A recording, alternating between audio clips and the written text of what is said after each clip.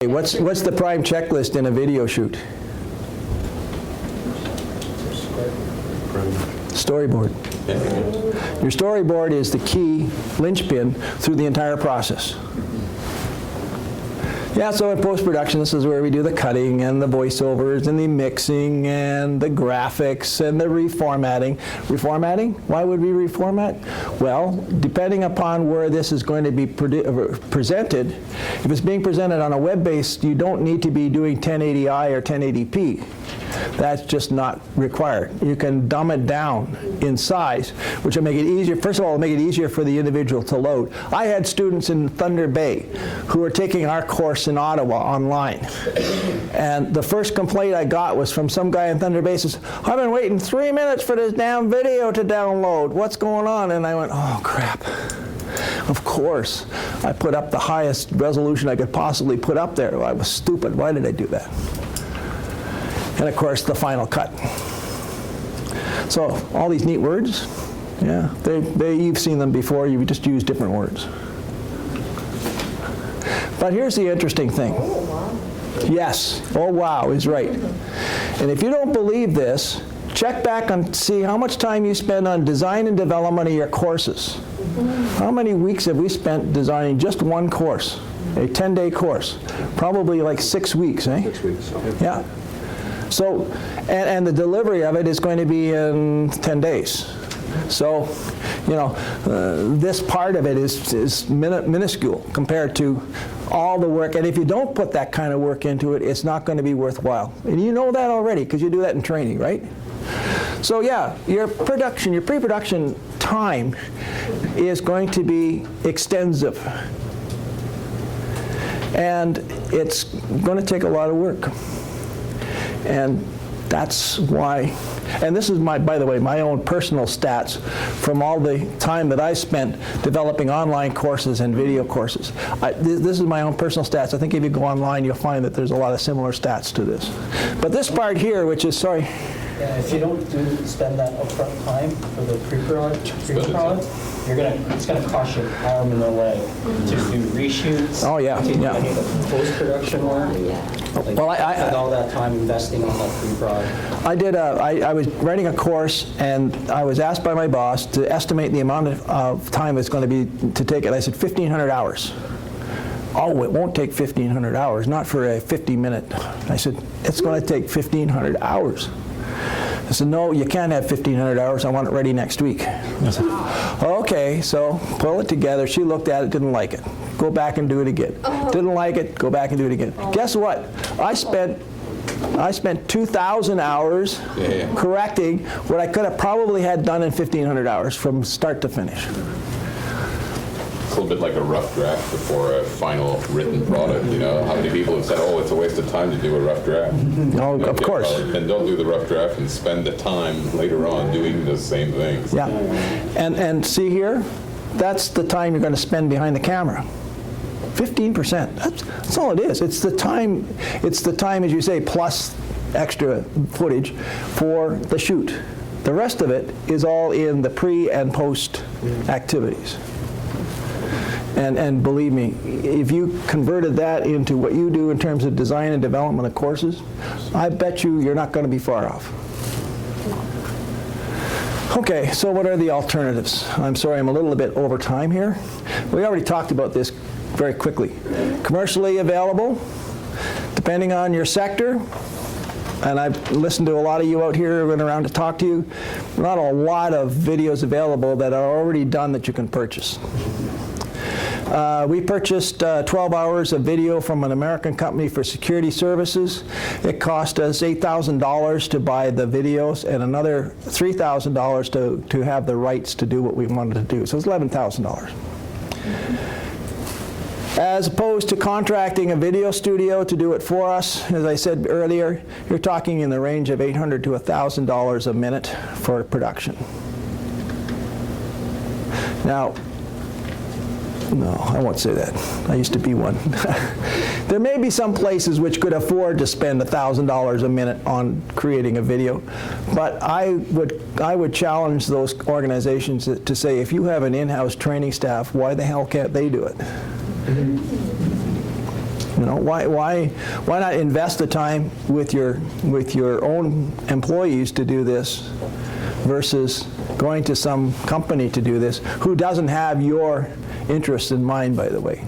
Yeah. Well, that's the thing. I think to steer someone else to do it for you, you still need to put that 65% of time. Oh, hell yes. At least. Oh, yeah. So- You're going to put a whole bunch of upfront time in that beyond the $1,000 a minute.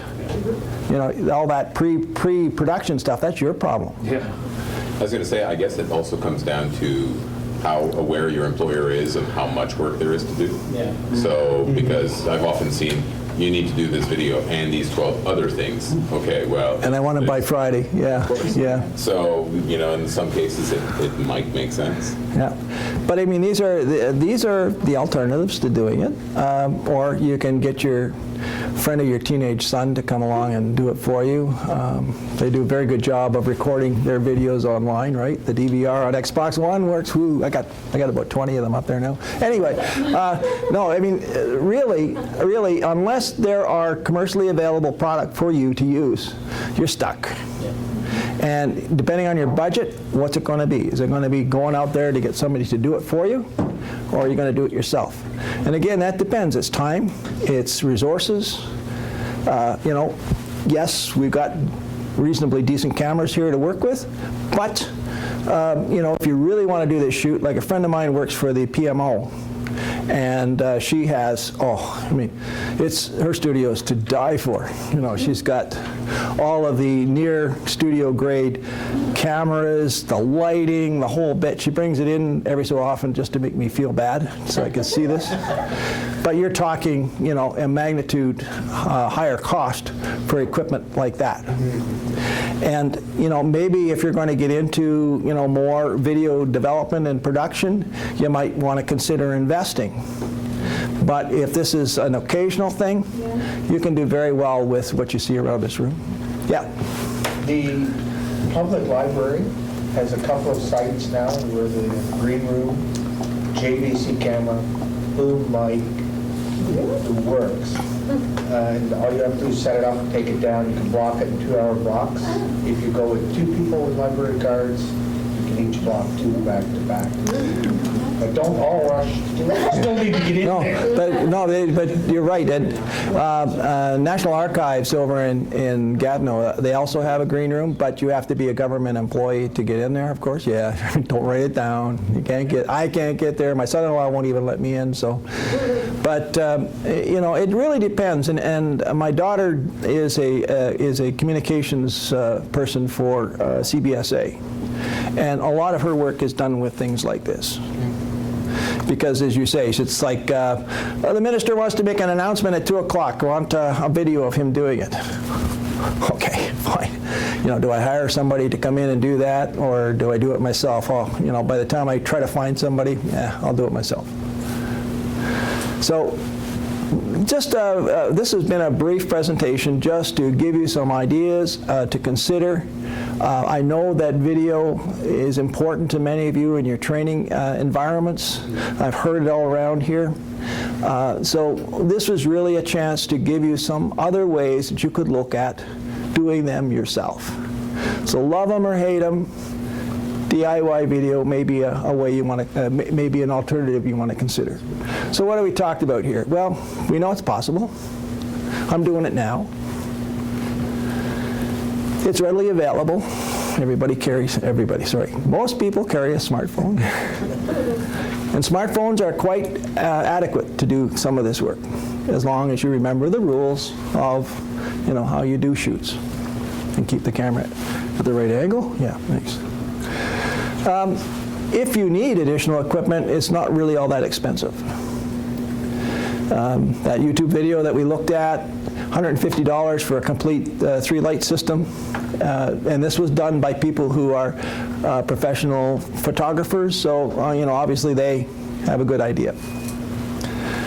The pre-production process, we already said that, most important and most time-consuming.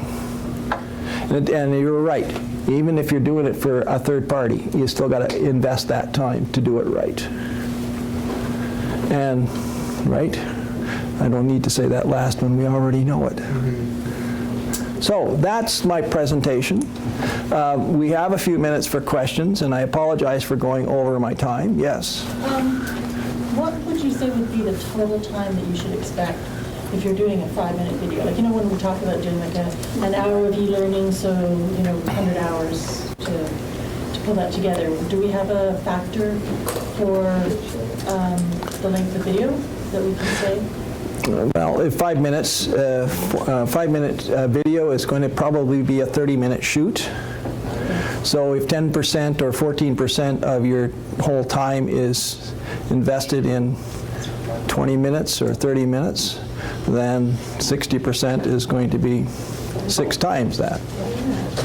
And that's a very conservative figure because it's going to depend on the complexity of what you're doing, whether this is a knowledge or skills-based exercise you're doing, and your subject matter and so on and so forth. But let's just say for a sake of argument, I usually say for every minute of video production, I need 5 hours